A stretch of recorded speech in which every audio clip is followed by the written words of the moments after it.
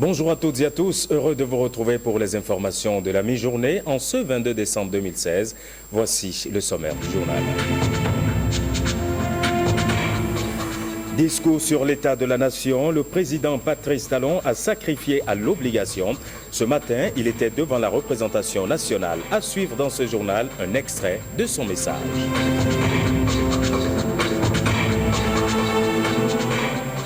Eustache Cotigan prend les rênes du conseil d'administration de la Caisse nationale de sécurité sociale CNSS.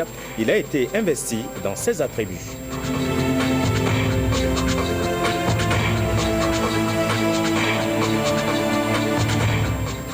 Et puis l'anacarde est en fête. Dans cette édition, retour sur la célébration de la deuxième fête de l'anacarde qui a eu lieu cette année à Banter. En voilà pour le sommaire.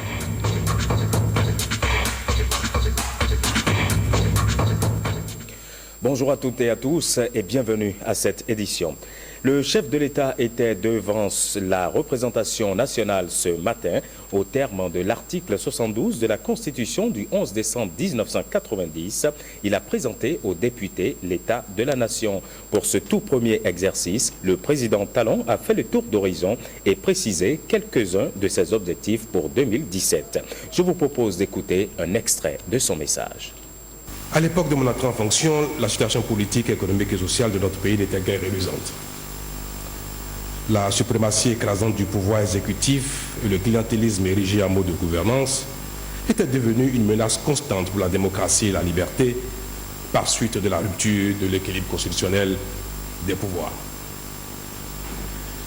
L'indice de développement humain n'était pas favorable pour laisser envisager une continuité à l'issue heureuse.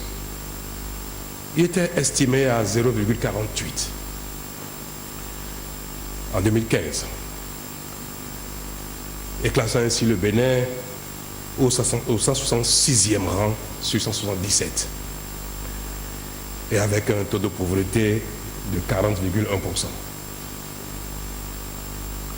Le déclassement du Bénin était devenu inquiétant sur plusieurs plans. Et selon le rapport d'évaluation du système national d'intégrité 2016, le niveau d'intégrité était globalement très faible. Aujourd'hui encore, notre pays va mal. Je le concède volontiers, et les défis pour le relever apparaissent immenses au regard du chemin qui reste à parcourir, ainsi que des efforts et des sacrifices qui seront nécessaires pour satisfaire les légitimes attentes de nos populations, toujours exposées à la précarité et à la misère. Je sais que les exigences des peuples sont toujours proportionnelles au degré de leur souffrance. Je lis l'inquiétude dans les regards de mes compatriotes. J'entends les critiques, souvent acerbes, qui sont faites.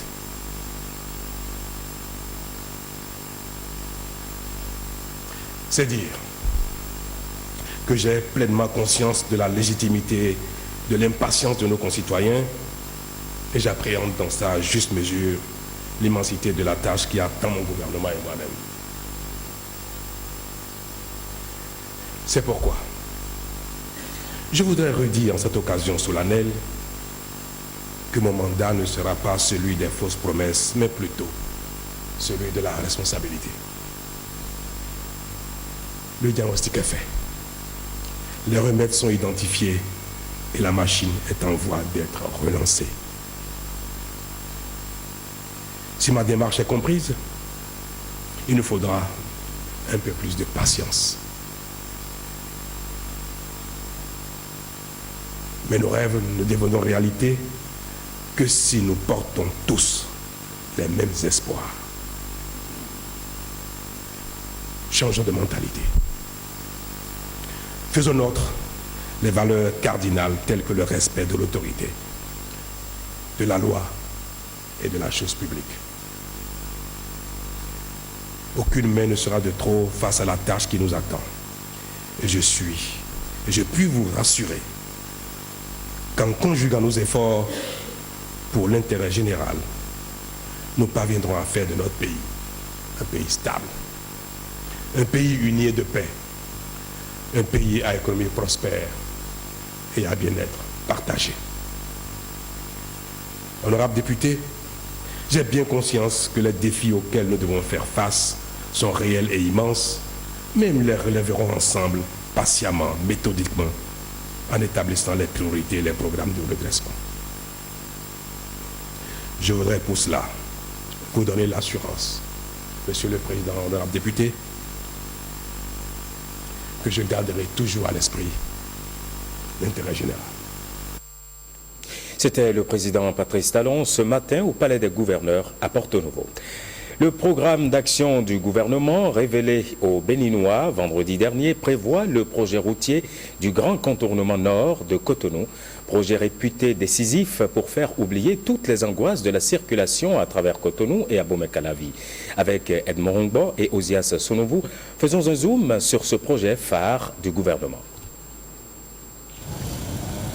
Ici, à Calavi-Kota, commence le tracé du grand contournement de Cotonou.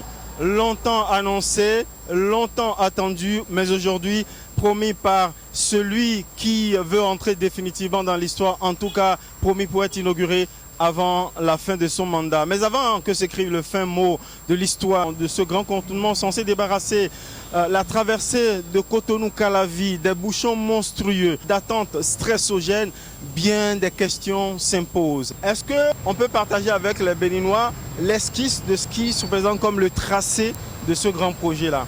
La route part du point où nous sommes aujourd'hui, conduit par le côté gauche de la route existante jusqu'à Djonou.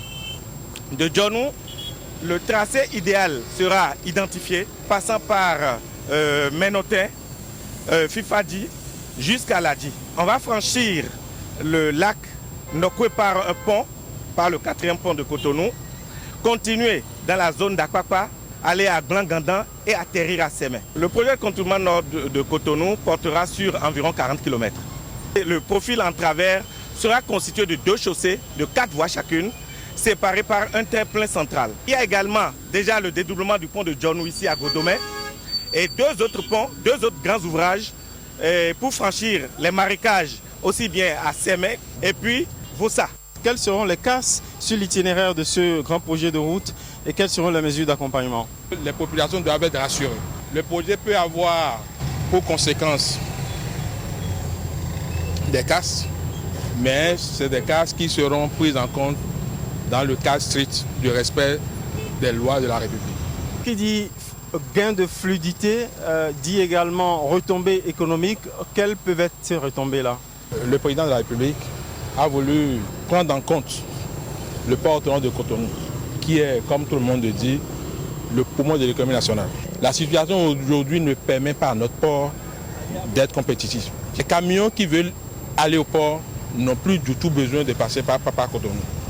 Arrivés déjà à Glodjibé, ils vont emprunter la voie express pour se retrouver directement à travers un enjambement de la RNE 1, se retrouver sur la route des pêches pour pouvoir aller au port de Cotonou sans problème. Autre volet bénéfice de ce projet, c'est la gestion des inondations à Cotonou.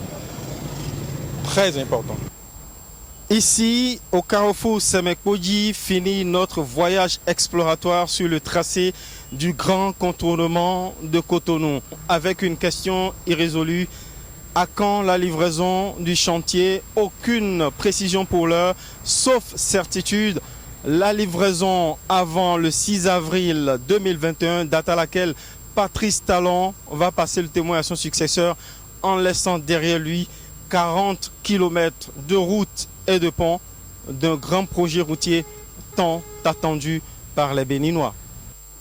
Autre volet de l'actualité, le conseil d'administration de la Caisse nationale de sécurité sociale, la CNSS, change de main.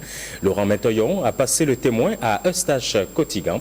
C'est à l'occasion d'une cérémonie fort simple organisée à cet effet. Compte rendu, Cécile Rondé, Jules Akoïkou.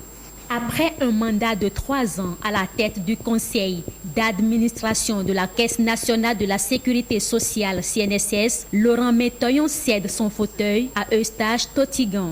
À travers diverses actions, le président sortant et son équipe ont contribué pendant leur mandat au développement de la structure.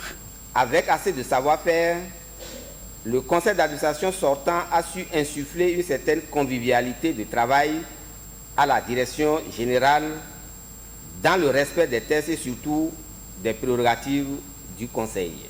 La Caisse a acquis des domaines qu'elle devra mettre en valeur dans le pays.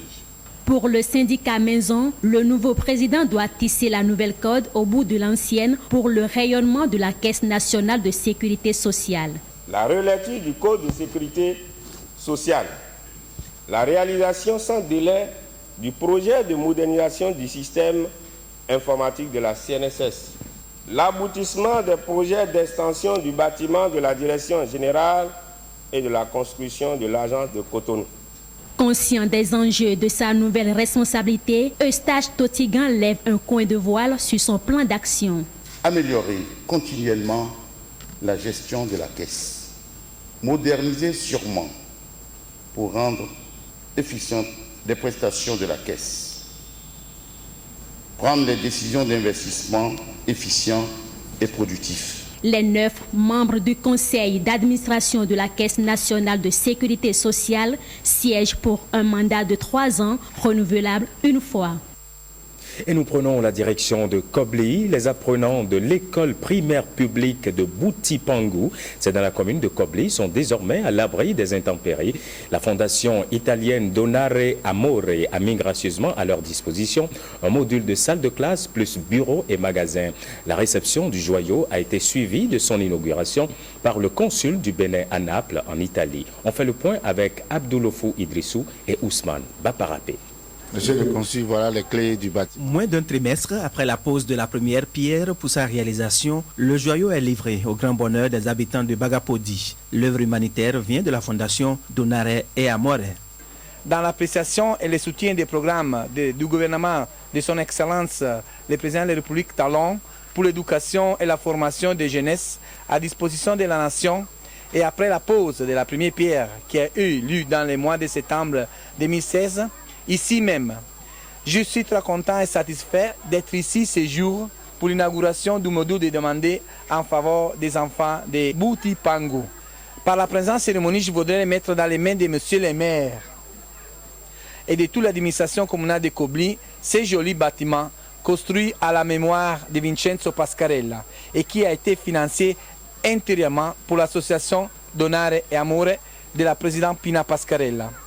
J'encourage toute la population de Boutipangu et les élèves de bien entretenir ces édifices réalisés par les sacrifices des personnes de bonne volonté en Italie qui agissaient par la solidarité et le soutien des plus faibles afin que les enfants du Bénin et fils de Boutipangu puissent bénéficier pendant longtemps de ce que l'association Donare Amore vient de mettre à leur disposition. Merci, Nantomu, thank you. Natouamou, grâce et mille, vous qui, malgré vos nombreuses sollicitations, n'avez ménagé aucun effort pour nous aider à obtenir ce joyau. Ce joyau qui contribuera à alléger les souffrances des enfants scolarisés témoigne une fois de plus de votre ferme engagement pour la cause humanitaire à Kobli. Il revient ensuite au conseil communal d'emboîter le pas aux donateurs à travers l'équipement de l'infrastructure scolaire. Tout en étant solliciteurs, nous n'allons pas perdre de vue ce qui est de notre partition. La mairie se chargera dans un temps raisonnable de mettre le siège qu'il faut dans le bâtiment.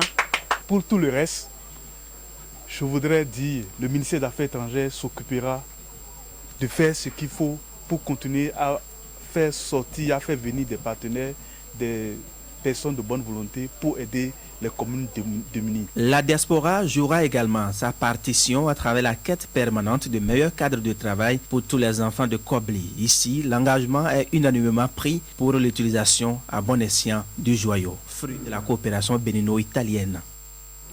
Joie des apprenants de Kobli, joie également des apprenants de l'école primaire publique de Tchaouka, Baningbe, c'est dans la commune de Dassazoumé. La fondation IFE met à leur disposition des salles de classe et des forages. La cérémonie d'inauguration s'est déroulée en présence du ministre des Enseignements maternels et primaires. Reportage Gilles Dansou, Ernest Tétégou. Créer un bon cadre de travail pour les écoliers et les résultats seront meilleurs. C'est ce qu'a compris la fondation IFE qui dote l'école primaire publique de Tchaouka Banigbe à Dassazoumé de salles de classe et de forage. Les apprenants très satisfaits l'ont exprimé. Nous vous disons simplement merci et vous promettons de les utiliser avec soin. L'ONG IFE, à travers cet acte, vient de prouver à nouveau son ambition d'œuvrer pour le développement. Je me réjouis du fait que vos prières m'ont amené à consacrer une enveloppe d'environ 1 milliard pour réaliser des œuvres humanitaires en République du Bénin depuis 1998. Et cela sur toute l'étendue du territoire national. Ces œuvres vont essentiellement dans la construction au niveau de l'éducation, bien sûr, des modules de 3 classes, la formation, c'est-à-dire l'alphabétisation, la formation de nos enfants en langue japonaise. Aujourd'hui, nous avons 56 Béninoises et Béninois qui sont au Japon en train d'étudier la mécanique, la médecine et l'agronomie. La cérémonie s'est déroulée en présence du ministre des Enseignements maternels et primaires. Depuis plusieurs années, notre pays, et plus précisément le ministère des Enseignements maternels et primaires, bénéficie, grâce à un partenariat très fructueux, de l'appui de la Fondation IFE pour répondre aux multiples sollicitations en infrastructures scolaires adéquates pour un meilleur rayonnement de notre système éducatif. Cet appui, je ne puis m'en douter, contribuera forcément à améliorer l'accès, l'équité et la qualité de l'offre éducative à l'école primaire publique de Baningbe. Je me réjouis particulièrement de cette initiative d'un compatriote dont je salue ici, une fois encore, le sens aigu de patriotisme. Chaque enfant qu'on enseigne est un homme qu'on gagne. Sortie des autorités sur le terrain pour voir si les occupants illégaux des espaces publics partent avant la date butoir du 31 décembre. C'est presque 6 mois après la décision gouvernementale de faire libérer les espaces publics. William Choki, précision. À partir du 31 décembre à minuit, nous sommes fondés pour dégager tous les occupants de domaine public. Il y a déjà 3 mois que le ministre du Cadre de vie et du Développement durable lançait cet appel. Un appel précédé du marquage des boutiques et autres infrastructures occupant l'emprise de la chaussée. 3 mois plus tard, nous nous sommes rendus sur le même tronçon de la haie vive ici à Cotonou. Le constat est mitigé. Certains de leurs propres chefs libèrent le passage, d'autres sont imperturbables et avancent des arguments. C'est une bonne chose. Secondo, ce n'est pas la réforme qui doit être en cours. Le Bénin n'a pas besoin de ça là, pour le moment. C'est une bonne initiative parce qu'on a vu déjà des pays dans la sous-région qui se sont développés ainsi, en agrandissant leur ville, en mettant de l'ordre. On apprécie aux lèvres l'initiative prise par le gouvernement, mais dans les actes, on traîne. On attend certainement le dernier jour pour partir ou encore on doute de l'application de la décision. Du côté des autorités, rien n'arrêtera la détermination. Il faut aller jusqu'au bout. La décision va être exécutée. À partir de janvier, les trottoirs et terre-pleins centraux qui n'auront pas été libérés vont l'être par l'État, c'est-à-dire le ministère du Cadre de vie, les préfectures et les communes qui sont en partenariat avec l'État central pour exécuter cette décision. Le délai de grâce arrive à expiration le 31 décembre prochain. À partir du 2 janvier 2017, démarre la phase de l'opérationnalisation proprement dite. Une phase qui s'annonce très périlleuse au vu du constat sur le terrain. Les organisations paysannes du Bénin, ensemble pour défendre le monde agricole, c'est à travers un atelier de validation du mémorandum paysan pour l'élaboration de la loi d'orientation agricole du Bénin. L'idée est de la plateforme nationale des organisations paysannes et de producteurs agricoles du Bénin. Blaise Adanko, Brice Chibozo. Ils sont venus des 4 coins du Bénin. Ces acteurs des organisations paysannes s'unissent pour trouver des solutions aux problèmes du monde agricole. Ce présent atelier va permettre la validation du mémorandum paysan pour l'élaboration d'une loi d'orientation agricole au Bénin. C'est depuis 2009 que l'idée de doter notre pays d'une loi d'orientation agricole a germé et a commencé par faire son petit bonhomme de chemin au sein des organisations paysannes et des organisations de la société civile au Bénin. Il est apparu la nécessité pour nos parts de procéder à la réalisation d'un mémorandum paysan sur les aspirations et les propositions des productrices et des producteurs quant au devenir de la profession agricole et du développement du secteur agricole au Bénin. L'enjeu est de taille et mérite qu'on lui accorde le temps et l'énergie nécessaires à un tel défi. Le représentant du ministre de l'Agriculture revient sur les objectifs visés à travers l'adoption de cette loi. La loi d'orientation agricole, j'en suis conscient, instrument structurant de développement agricole, viendra donner un cadre légal et normatif à la gestion du secteur agricole. L'adoption d'une telle loi permettra surtout de renforcer les acquis des actions volontaristes du gouvernement et les objectifs des réformes en cours afin d'éviter l'éternel recommencement au rythme des successions de gouvernements. Une fois adoptée, l'autre manche serait la mise en œuvre de cette loi d'orientation agricole. Et on en vient maintenant à la deuxième édition de la journée de l'anacarde à Bantais. C'était samedi dernier. Cette journée vise à montrer au public les potentialités agricoles de la commune de Bantais, surtout en ce qui concerne l'anacarde. Françoise Insou, Gilles Dansou. La journée d'anacarde à Bantais, l'événement est à sa deuxième édition. Il est question de montrer au public les multiples valeurs de ce produit. Une grande caravane pour donner le top. S'en est suivi l'exposition des produits fabriqués à Bantais, une commune riche au plan agricole.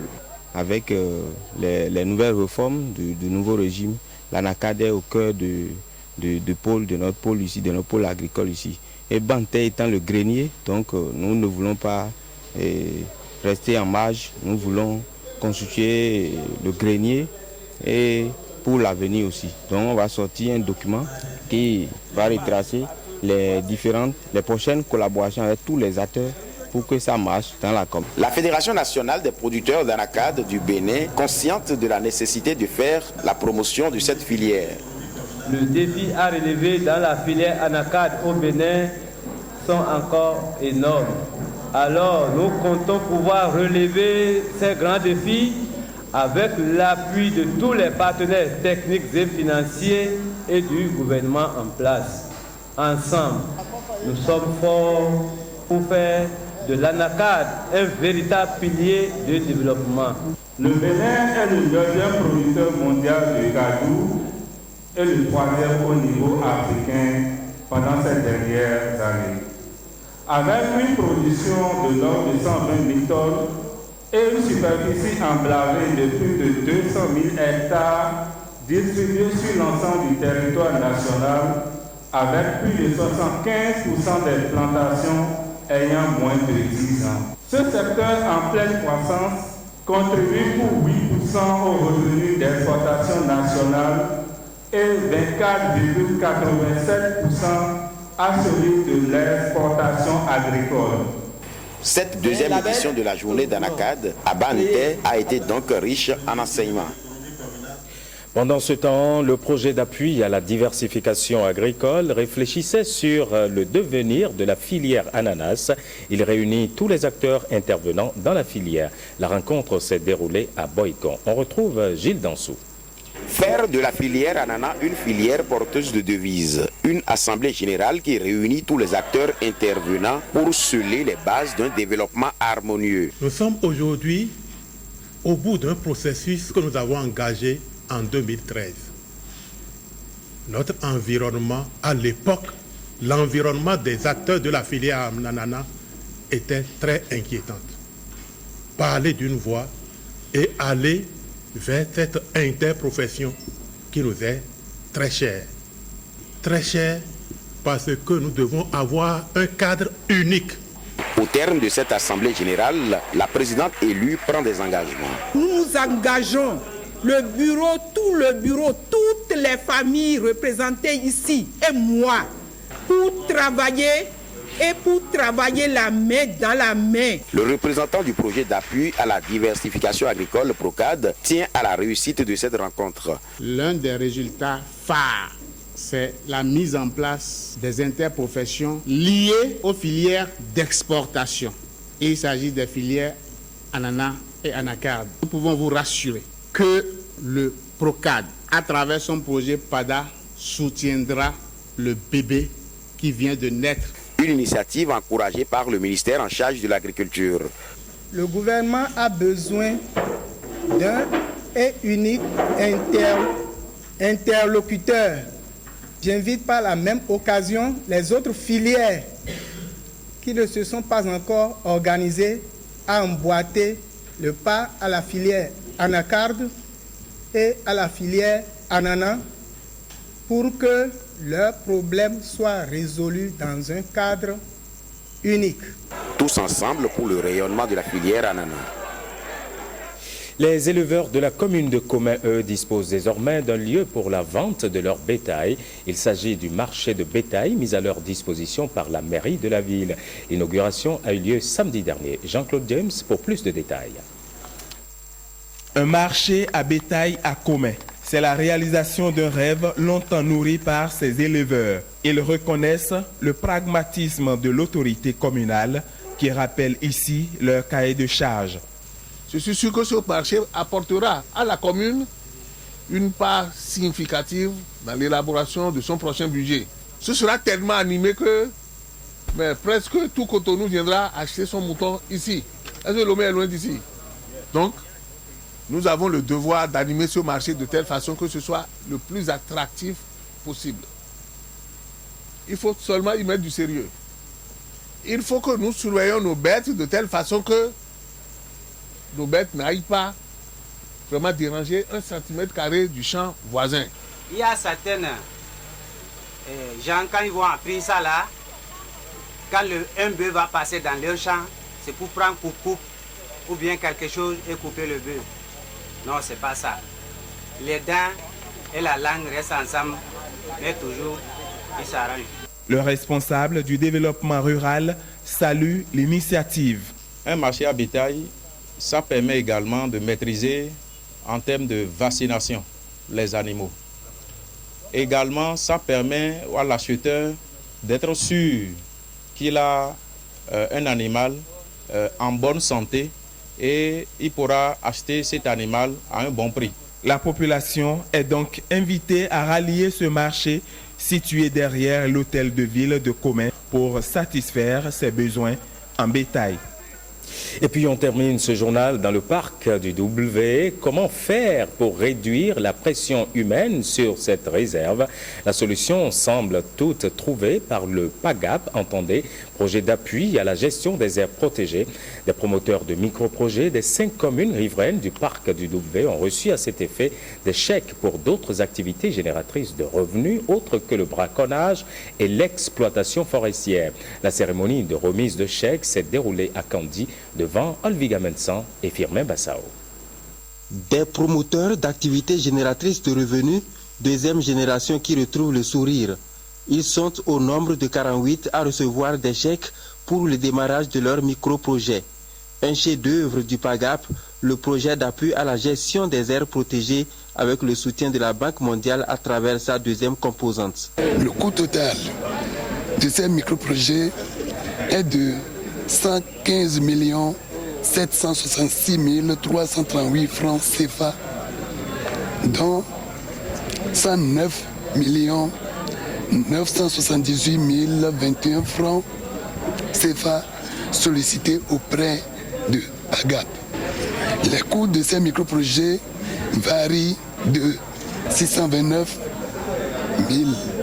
005 francs CFA pour le bas à 16 527 625 francs pour le plus élevé. 1080 promoteurs de micro-projets ont soumissionné, mais à l'arrivée, 48 seulement ont reçu l'accord des membres du jury pour bénéficier du soutien du PAGAP. Les bénéficiaires de ces micro-projets puissent véritablement bien gérer les projets qu'ils ont soumis.